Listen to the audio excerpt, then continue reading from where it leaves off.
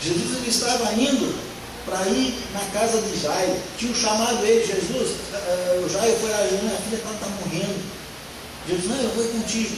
Alguém chegou lá e disse, Jairo, não adianta mais, não incomoda mais o mestre. A tua filha morreu já. Jesus diz assim, ó, eu vou contigo. Não vai, Jesus, não vai, já morreu, eu vou contigo. Você imagina uma multidão andando com Jesus, chega alguém lá e diz, olha, a filha do Jairo já está morta. Jesus diz assim, ó, eu vou contigo. Aquela multidão foi junto. Porque onde estava Jesus tinha milagre, as coisas aconteciam. Aquela multidão está indo com Jesus e aquela mulher, no meio de toda aquela multidão, uma mulher que deveria estar magrinha, quase sem forças, 12 anos de hemorragia, queridos. E essa mulher se mistura no meio da multidão. Já era difícil das mulheres entrarem no meio da multidão, queridos. Por quê? Porque eram os homens que poderiam andar ali. Essa mulher vai lá. Essa mulher toca com tanta fé nas vestes de Jesus que acontece algo tremendo. Ou seja, Jesus para. E Jesus olha para os discípulos dele. Jesus olha para Pedro, para Tiago, para João. Jesus olha para Filipe, para Natanael. Jesus olha para aqueles homens, aqueles 12 discípulos dele que andavam e diz, quem é que me tocou? Se imagina Jesus andando, aqueles 12 discípulos talvez andassem como seguranças à volta de Jesus. Eram os mais próximos de Jesus. Pedro, Tiago e João, eu creio que andavam sempre ali ao ladinho, mais próximos. E Jesus está andando e algo acontece que Jesus para. E Jesus diz assim, quem me tocou? A expectativa, mas uma mulher com 12 anos de sofrimento, uma mulher com 12 anos já, talvez, quem sabe quantas vezes ela se desesperançou. Quantas vezes, querido, nós já dissemos, não adianta mais.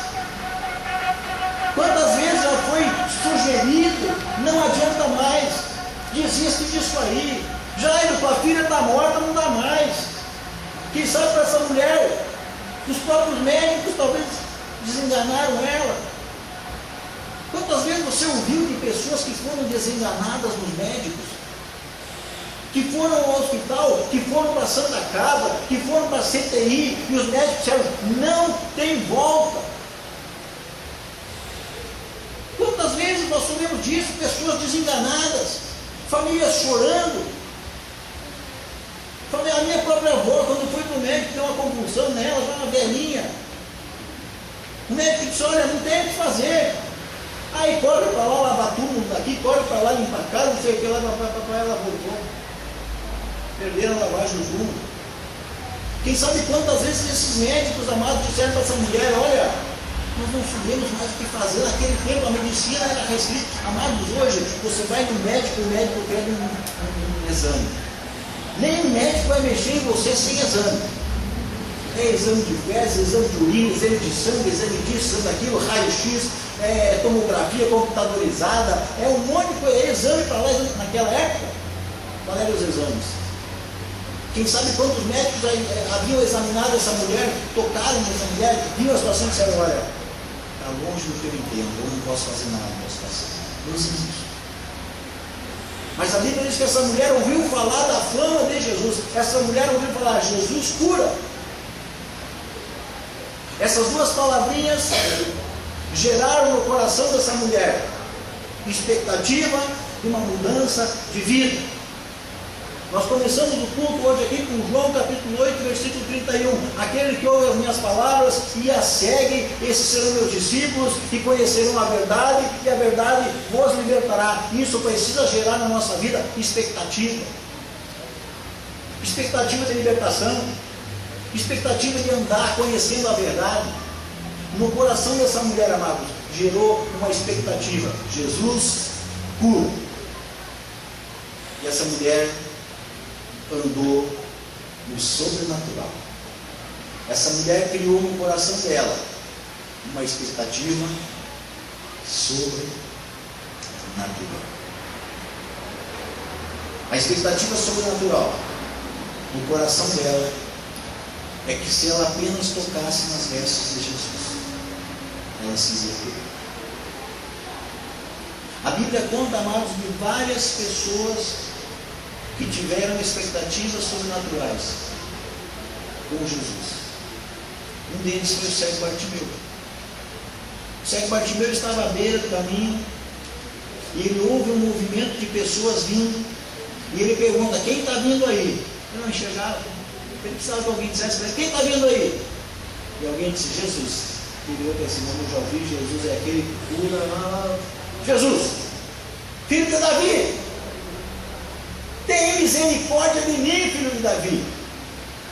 E os discípulos, aquelas pessoas toda volta: não incomoda o mestre, não atrapalha ele, fica quieto aí. Ô Bartimeu, fica aí, você já ganhou o teu dinheirinho, sentado à beira do caminho, Bartimeu, nós já te conhecemos, nós já damos esmola para você, fica quieto aí, Bartimeu. E Bartimeu levantou, e Bartimeu gritava: Jesus, filho de Davi, tem misericórdia de mim. A Bíblia diz que Jesus parou. A expectativa sobrenatural em Jesus, amados, faz Jesus parar. Quando geramos expectativas sobrenaturais em Jesus, Jesus para. Foi assim nessa situação.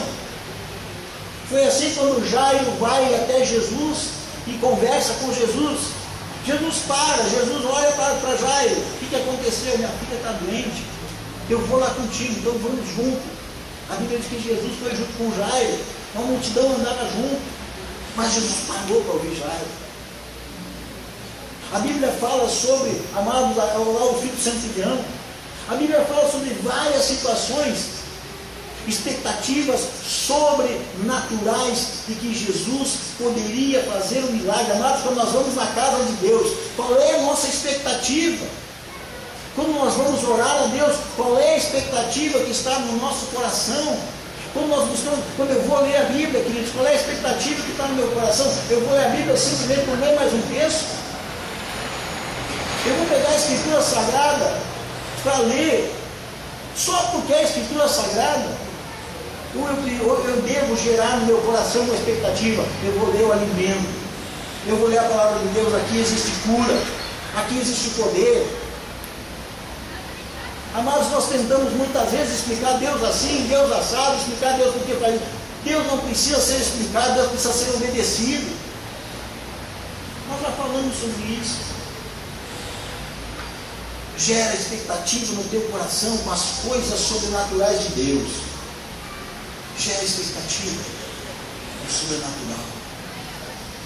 Quando nós vamos no sobrenatural de Deus, nós andamos sobre as águas com Pedro andou. Ah, mas Pedro afundou. A maior parte das mensagens que nós ouvimos sobre aquele texto, que Jesus vem andando sobre as águas, e os discípulos ficam apavorados, pensam que é um fantasma, e Pedro diz assim para ele: olha, se tu és o mestre, faz com que eu vá até ti. E Jesus diz para ele: venha, vem caminhando, Pedro. E Pedro bota o pezão para fora da água, e Pedro pisa na água que é tão mole, e ele vem com o pé, ele fica ali. E Pedro vai caminhando, dá alguns passos. A Bíblia diz que Pedro, ele olha para a situação em volta, um vento lá, uma situação difícil, ele afunda. E 99% dos pregadores pregam que Pedro afundou porque gerou dúvida no coração dele. Eu creio que se for perguntar para Pedro: Pedro, o que foi? Eu andei sobre as águas. Quero, me mostra outro aí que dá 2 passos na água. Nós que moramos bem pertinho, tenta dar 2 passos na água por cima da água. E Pedro pode dizer assim: eu andei. Eu criei no sobrenatural. Foi por pouco tempo, foi, mas eu criei no sobrenatural de Deus. Creia no sobrenatural de Deus. E Jesus vai dizer, como Jesus disse para essa mulher aqui: vai, você está livre, você está curado, você recebeu o milagre. Precisamos gerar essa expectativa sobrenatural. A igreja precisa gerar no seu coração expectativa sobrenatural de Deus. Que será? A Bíblia diz que Jesus é o mesmo ontem, hoje e será para sempre. Se Jesus abriu o mar vermelho no passado, por que não pode abrir o mar vermelho hoje? Quantas vezes Deus abriu as águas? Vocês sabem dizer? Quantas vezes Deus abriu as águas? Uma vez, mar vermelho. Depois, o Rio Jordão. Ele abriu o Rio Jordão, o Rio passado. Josué, capítulo 1, é bem no início do capítulo de Josué ali. E as águas do Rio Jordão para descansar, eles passaram a pé seco.